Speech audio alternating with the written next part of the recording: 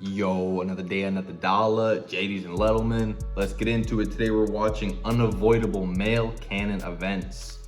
Get right into the video. Male canon events. First up, fumbling a 10 out of 10. You know, I'm not gonna lie, this is one of the worst ones in my opinion. Reason why we've all out the gate. Like, I don't want to interrupt too much, but that's happened to me. That's happened to everybody.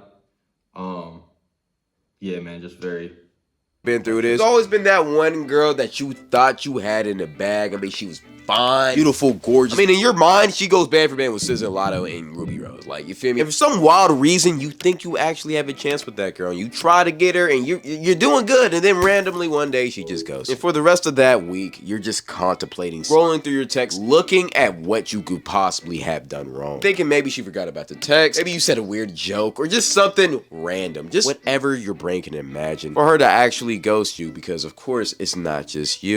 Nah, this happened to me the other day, actually, not the other day, but like a few months ago. I was talking to this girl, man. It was going great, baddie, everything was nice. Out the blue, ghosted. And she haunts me too, bro. She'll be checking my stories, you know, feel me, like da-da-da. But yeah, bro, like, I remember going back through the text messages going like, yo, where did I go wrong? What did I do? And more than likely, bro, like, she just found another guy, bro. You know what I mean? Like, what are you gonna do? Yeah, well, nigga, hate to break it to you. She likes a guy and it's not you. Game is game. That's what I'm saying, bro.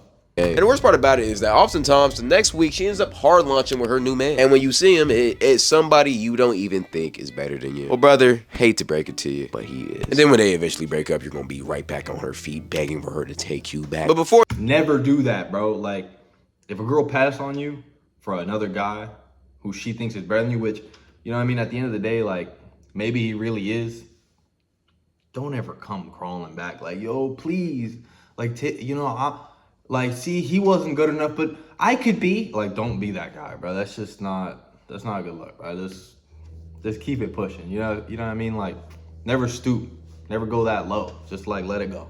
For that, you will go through the I hate that bitch phase. After every man goes through a heartbreak, they always hate the girl for a little bit. It's inevitable, bro. Every single bad thing that you've noticed and garnered about her in the past couple of years, it just kind of comes flowing back into your brain in one rushing, angry moment until it eventually boils over and you realize you don't really hate her. You're just sad that she's gone. But you still go through the phase, though. Then you get sad and you're a little bit depressed and you're wondering why it didn't work out. Maybe you'll never find love again. Maybe something else won't happen. I don't know. You just stress. But usually you end up doing all of this stressing late at night, which leads you to the third male canon event: 3 a.m. motivational work. Been there. When I was 16, I had 3 a.m. motivation every other night, not gonna lie.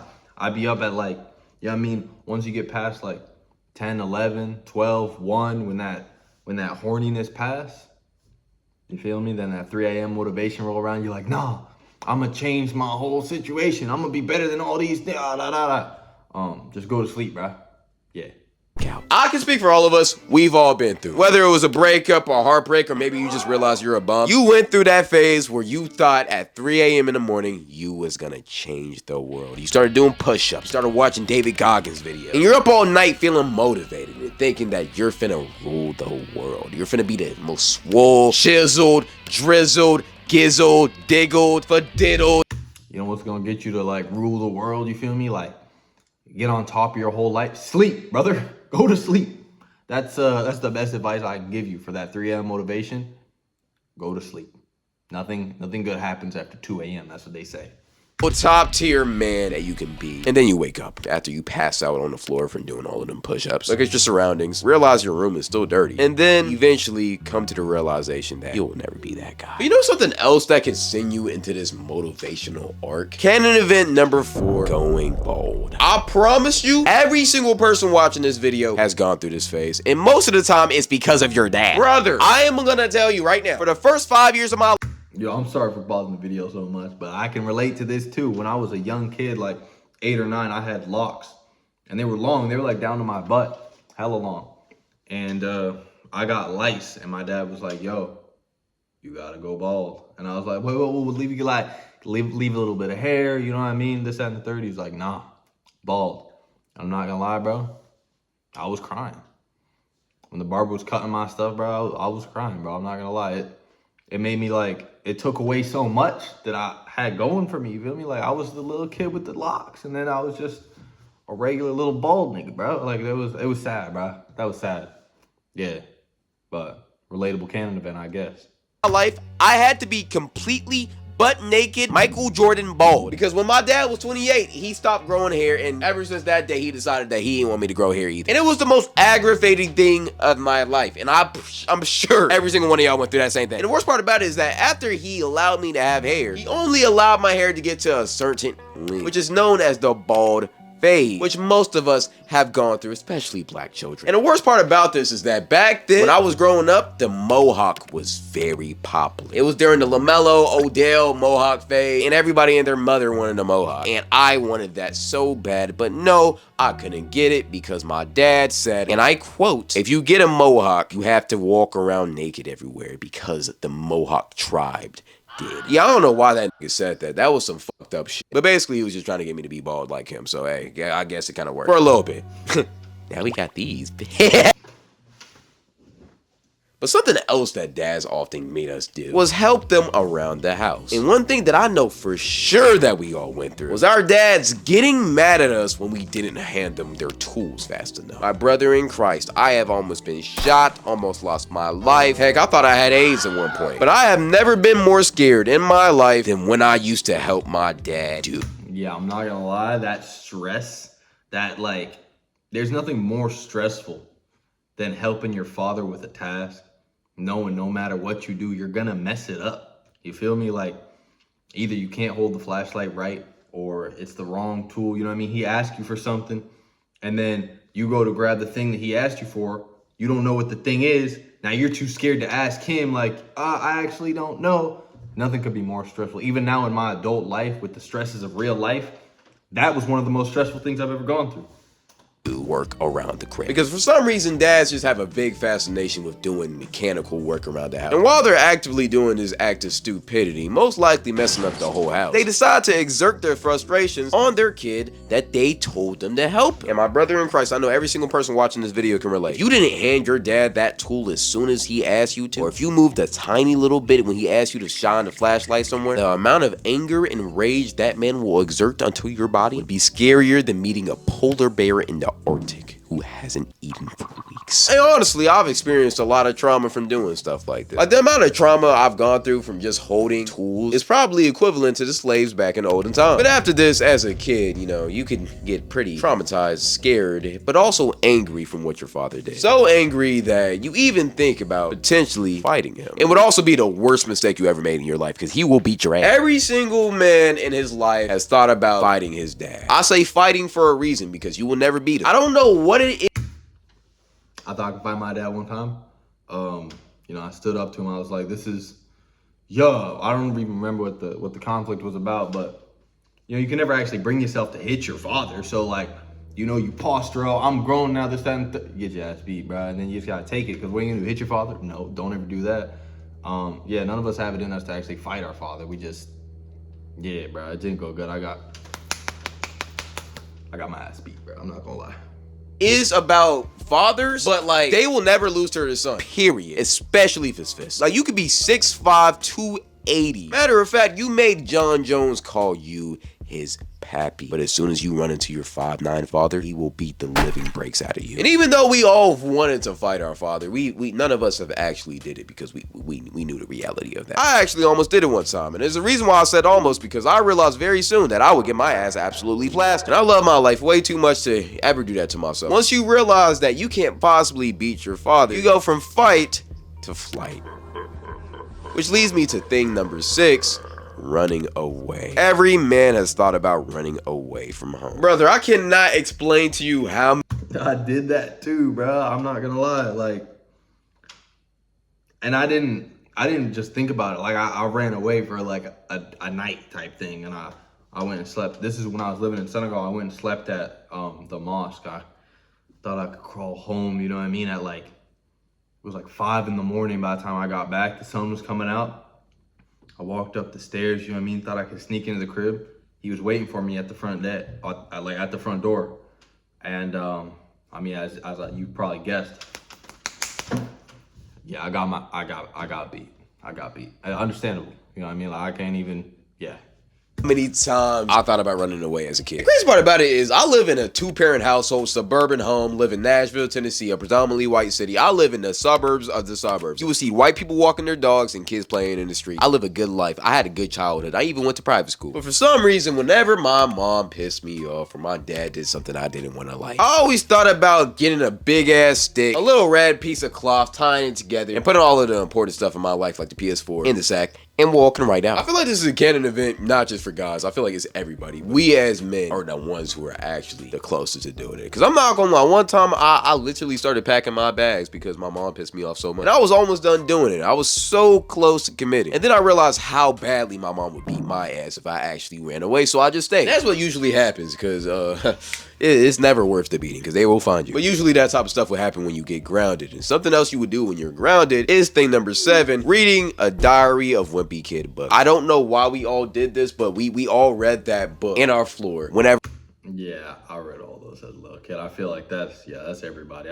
We all done that. Our parents took away our phones or our PS4s or whatever. Like, it was just canon event to the fullest. And if you wasn't a guy, if you was a girl, you would probably read the Dork Diaries. I feel like guys also read the Big Nate books, stuff like that. It's just that same type of category genre. And I would always get those books at the Scholastic Book Fair too, bruh. Cause like, nigga, whenever that boy Jeff Kinney cooked up a book, I ain't gonna lie, niggas was on they seats, on they toilet, locked into them joints. I'm not gonna lie. But something that's also tough though is number 8. Realize that you'll never go pro in the sport you love. You know, as a man.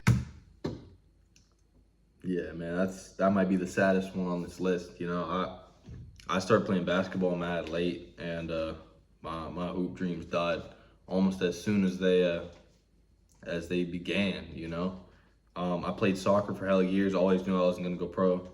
It's sad though, you know what I mean? Like you realize, damn, I'm just gonna be a regular guy. You know, I'm 6'3", you know what I mean? Like if I had really locked in, you always think, oh, if I had just locked in as like a young kid and like really, you know, put more pain, more time and effort, I could have but it's always too late. And I mean, that's the reality for 99% of us, because I mean, who gets to go pro? But yeah, bro, it's sad. Like, it's heartbreaking, to be honest with you.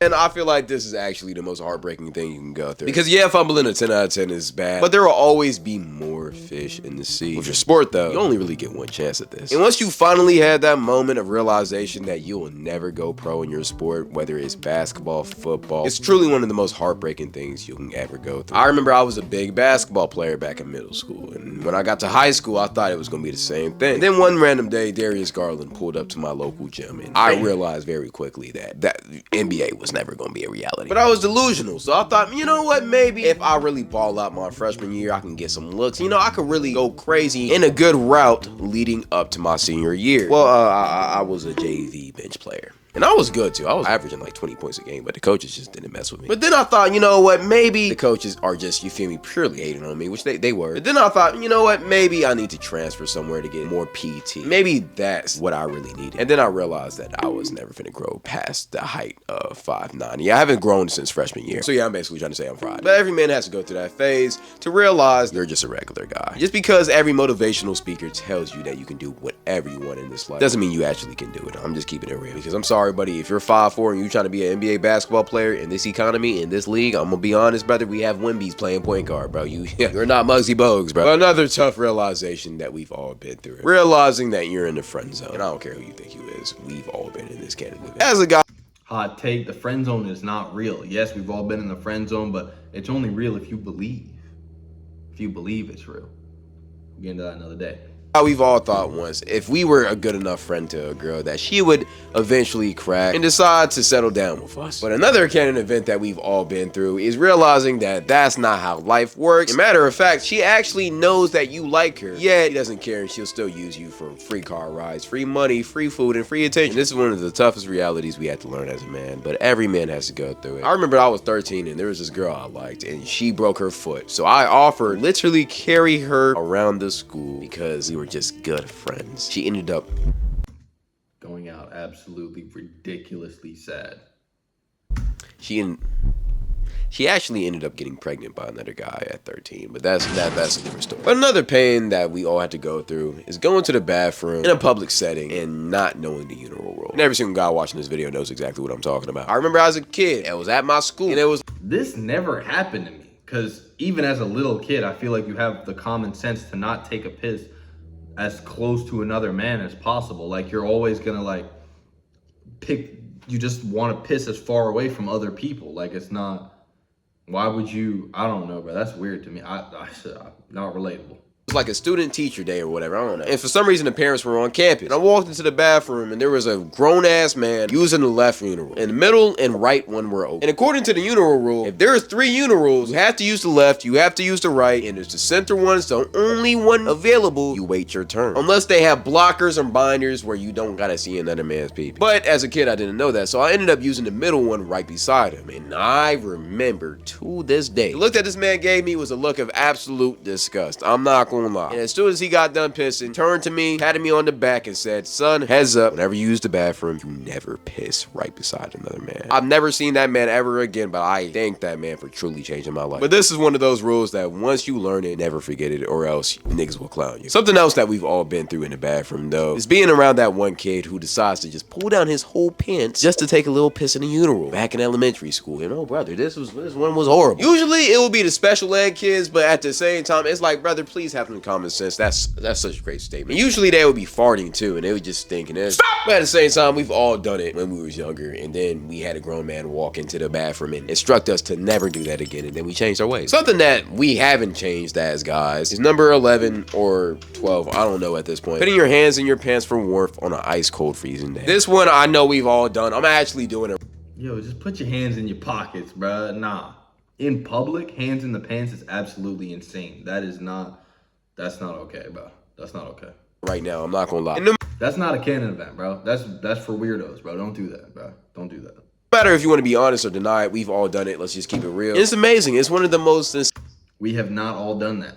sensational feelings ever. You get to put your hand next to life. It's amazing. I don't know. It's just If you're alone, yeah.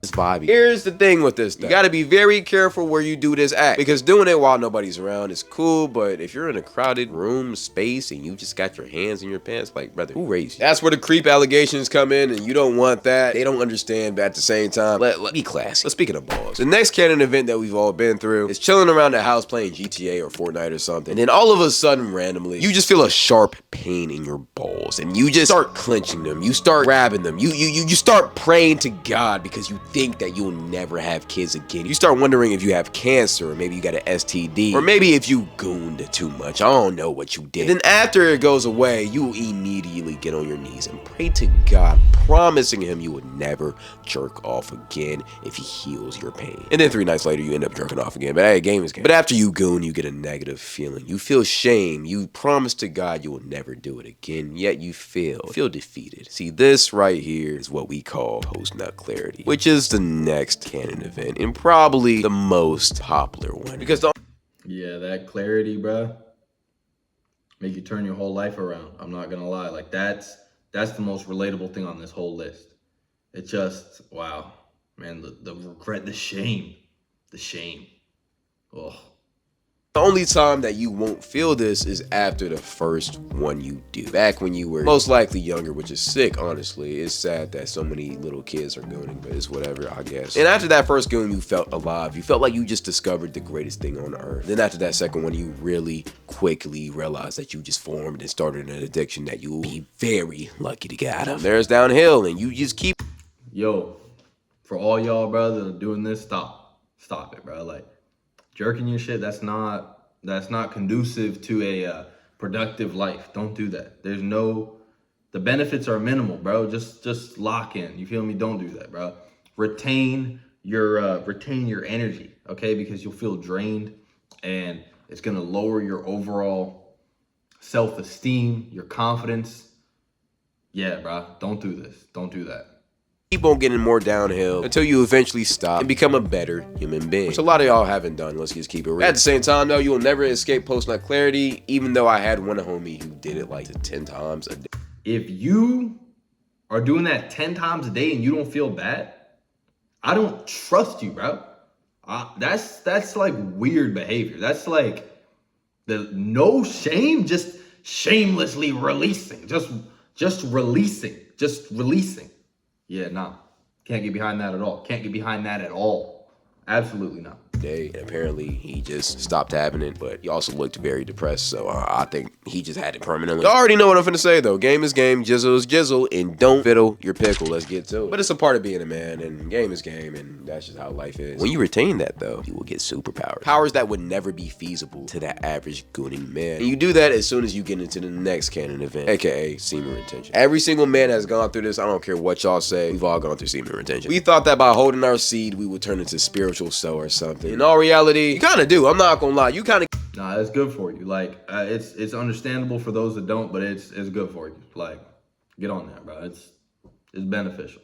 Get superpowers. You feel like you can move mountains, start thinking more clearly, you start getting more ideas. There's really no negative to holding your seed. And then we eventually all fail. But at the same time, we keep on going. But the first time you go on this path, you think you're a superior human being, though. You think you're better than everybody because you can hold your seed. And you call all of the regular 1 to 2 times a week gooners peasants in your eyes. You think they're just weak, inferior beings. And that's just how you will think until you eventually become one of them again. Game is game. But the last canon event I want to talk about is video games falling off as you get older. This one's more of a maturity thing. As you get older, I don't know if it's just me, but like video games just aren't as fun anymore. Like the only games I play now is NCAA, and it's really just to cool down and just to beat my friends. I'm not gonna lie, I can't get immersed in a game nowadays like I did back when I was younger. Maybe it's because I have responsibilities, or maybe it's just because games fell off. I don't know what it is, but it's kind of sad. Hopefully GTA 6 can bring that back out of me, but so then we will see. But I feel like every man kind of goes through this, and if you didn't, shouts out to you. But hey, go ahead and tell me anything I missed. If you like this video, Alright, y'all. Good little video. Unavoidable male canon events. Hope y'all have a blessed rest of your day. Let's do it.